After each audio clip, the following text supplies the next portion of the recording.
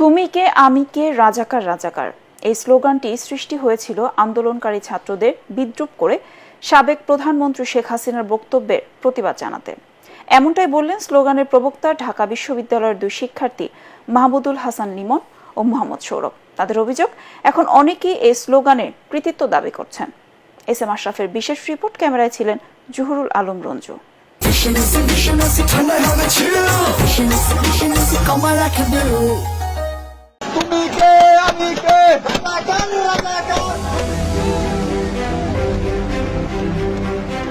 একটি স্লোগান যেন বারুদে আগুন লাগিয়ে দেয়।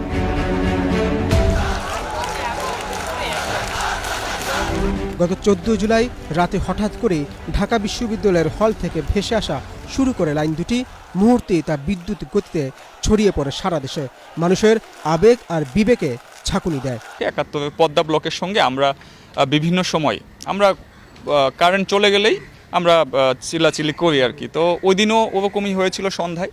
তখন আমি আর আমার বন্ধু সৌরভ, আমি 402 নং রুমে যাই, গিয়ে আমরা ভাবি যে আমরা একটা স্লোগান দেই, কারণ আমাদের বিকেল থেকে খারাপ লাগছিল এবং এটা এই প্রথম মনে হলো যে নিজের অস্তিত্বে একটা আঘাত। তো তখন হচ্ছে আমরা দুজন একসাথে শুরু করি স্লোগানটা। আমি কে তুমি কে বলা শুরু করি এবং আমার যে বন্ধু সৌরভ সে হচ্ছে রাজাকার রাজাকার স্লোগানটা বলে। তো ভিডিওটা আমি হচ্ছে পোস্ট করি, ছাত্রলীগে যারা জড়িত ছিল ফোন দেওয়া শুরু করে যে পোস্টে যেন ডিলিট করে ফেলি।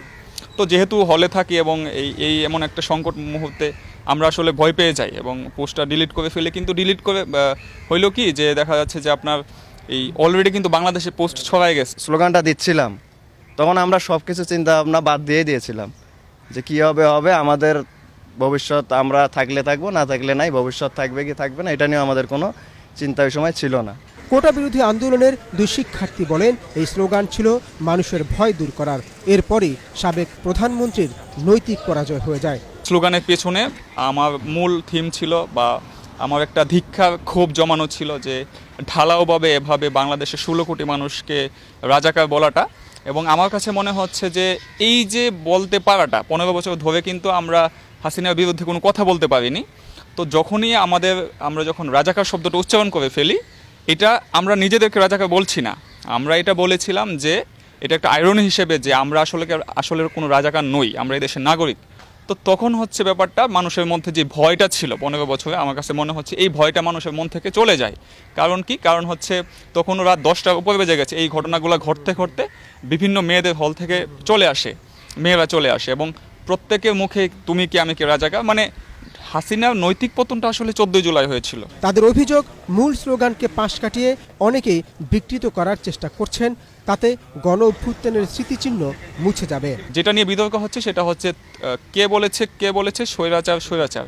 তো ছাত্রদলে ওনারা দাবি করছেন যে ওই রাজু ভাস্কর যে ছাত্রদলের কয়েকজন কর্মী এই স্লোগানটা দিয়েছিলেন এবং আমাকে অনেকেই বলেছেন যে আপনি শিওর হয়ে বলেন যে ছাত্রদল দিয়েছে। আমি পরে বললাম যে আমি ওখানে ছিলাম না, আমি যদি এখন ডিরেক্ট না জেনে বলে ফেলি যে ছাত্রদলই দিয়েছে তাহলে তো ইতিহাসকে বিকৃত করা হবে যদি এই এক্সাক্ট ঘটনা না ঘটে।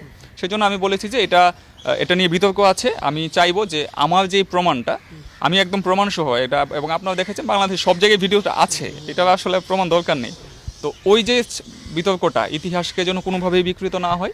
এখন দেখলাম অনেক উপদেষ্টা মণ্ডলী, তারপর সমন্বয়ক, যারা কেন্দ্রীয় সমন্বয়ক ছিলেন, সবাই মিলে এক স্লোগানেই পোস্ট করছে একটা ফেসবুক পেজ। ইয়াতে দেখলাম ওরা তো তুমি নাও আমি নাও, রাজাকার রাজাকার এই টাইপের।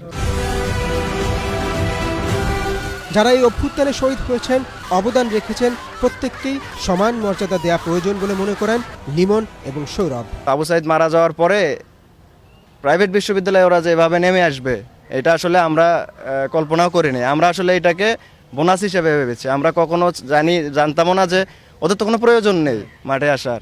এরপরও ওরা যে নিজেদের আবেগ, ভালোবাসা, দেশের মানুষের প্রতি ভালোবাসা থেকে ওরা যে এখানে এসেছে, এটা আসলে ওদেরকে অবশ্যই ক্রেডিট দিতে হবে। মূলত আন্দোলনটা জিয়ে রেখেছেই প্রাইভেট বিশ্ববিদ্যালয়। আমি এই আন্দোলনের স্টেক হোল্ডার মনে করি সেই মা অথবা সেই বোন যারা হচ্ছে আন্দোলনের সময় আমাদেরকে আশ্রয় দিয়েছিলেন, আমাদেরকে পানি দিয়েছিলেন।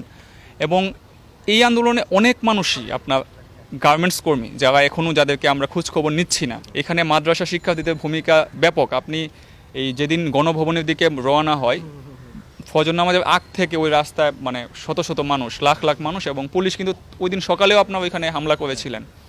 এবং অনেক শহীদ কিন্তু মাদ্রাসার শিক্ষার্থী আছেন। S M Ashraf, ATN Bangla, Dhaka.